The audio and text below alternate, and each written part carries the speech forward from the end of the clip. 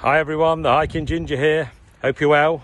I was up nice and early this morning to leave Tiverton behind me. I'm stomping on towards Taunton today. I'm very much looking forward to meeting Chris Guthrie, who's my boss's brother. So thank you, Kirsty, for arranging this. Really much appreciated. I'm looking forward to meeting you, Chris, and I'm sure we'll have a fantastic evening. On another note, as we start the working week, as many of you know, I work in social care, so I'd like to just offer you all my very best wishes on this working week, but just make sure that you keep yourself in a really good place mentally and physically. It's important that we get up from them desks and move around, keep ourselves well hydrated. If we're feeling not so good on a day, obviously having a friend or a companion who you can trust and have a talk to, so let's look after each other. Make sure that we have great mental and physical health. Get up on your dinner breaks and have a bit of a walk round, a bit of fresh air, and as I say, more than anything, just keep that positive outlook to life, eh? So this is a beautiful stretch here. I'm walking, say, down the canal. It's really nice, and as I say, I'm looking forward to getting these 24 miles under my belt, getting to Taunton and seeing Chris. So look forward to seeing you later, mate. Take care.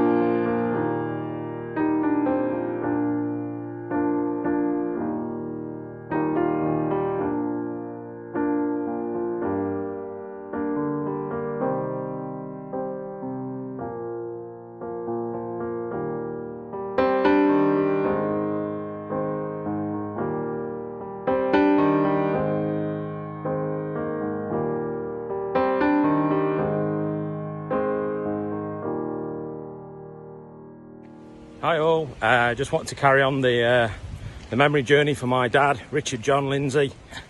As I say, in previous videos I told you about him growing up in a quite a poor council estate that was regarded in them days in South Yorkshire. He went to school, worked hard, he was captain of the cricket and football teams, and I think at one stage the family were that poor that he had to have his sister's pleated skirts sewn up in the gusset so he could wear them to play football. So was his desire to succeed in life. He pushed on. He pushed on in life, maintaining good family relations with all his brothers and sisters and mum and dad. And when he went to employment, his first employment, he was offered two things, and in them days the opportunities were very limited. It was either to be a coal miner or to be a printer. So my dad chose to be a printer. And between being a teenager and well into his 20s, he every month gave his mother half his wages as the oldest son, to help the family, to support the family, and so the younger children could grow. This is the type of guy we're talking about. At the age of 29, he then went on to think that he'd built a core skill of literature, being a compositor in printing.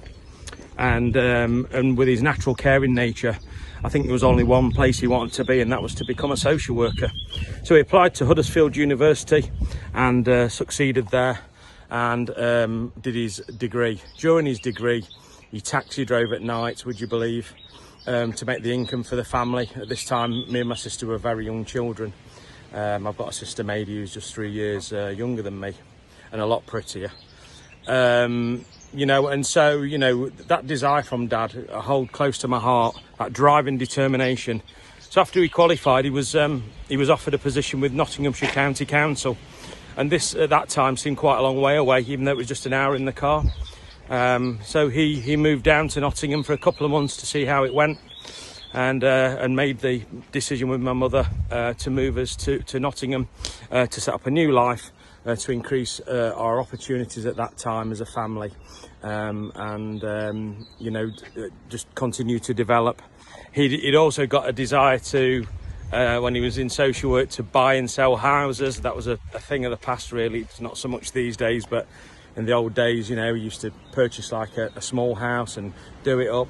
He didn't really have great particular skills in any area, but just that desire and will to, you know, to make some money for the family. And again, you know, all that stuff around his relationship with his dad came through. You know, he wanted to give to others, so he'd make some money on the property, and then he'd be booking a holiday saying, come on, let's get away, you know. So going back to my dad's dad, I think where all this kindness came from is that he worked in the steelworks in Sheffield, and he had a big trench coat, and when he used to come in on a Friday night, having been paid, he'd open this big long trench coat, and it was full of chocolate bars inside. And my grandfather remembered which child out the 6 it was who was going to, whose turn it was to take a chocolate bar first. And you know, so you know, every Friday night this used to happen, and Dad said you can naturally, you know, it was you know, a real treat for the whole family, you know, so quite special. So, you know, I think from what I understand, I didn't know my grandfather because he died at 59, and I don't really remember him. I can remember once sitting on his knee. But, you know, this core kindness and determination to succeed in life and build a good platform for your family is what my dad was all about. And certainly he's passed that on to me. My desire to do the same for my family has always been strong. So I hope you've enjoyed listening to the next little section of this memory walk for my dad. Please continue to keep giving to the Alzheimer's Society and my Just Giving page. I'm 18 miles into a 24-mile walk today. So, you know, feeling the legs a little bit now, but you know, but I'm just going to keep pushing on, because that's what we do. Take care. Good evening, everyone. The Hiking Ginger here.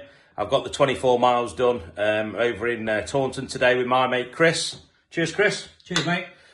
He's a Royal Marine locally, and one of what do we call it, the King's Own, or no, it's fine. Oh, whatever. But anyway, we've got the mileage done today. Daryl's been over as well and had a beer with us. So we've had a really nice evening. Want to thank Chris for looking after me, washing me clothes, and offering me a shower and a bed. So thanks very much, mate. Cheers, Paul. Bless well you. done, mate. Thanks very much. Cheers.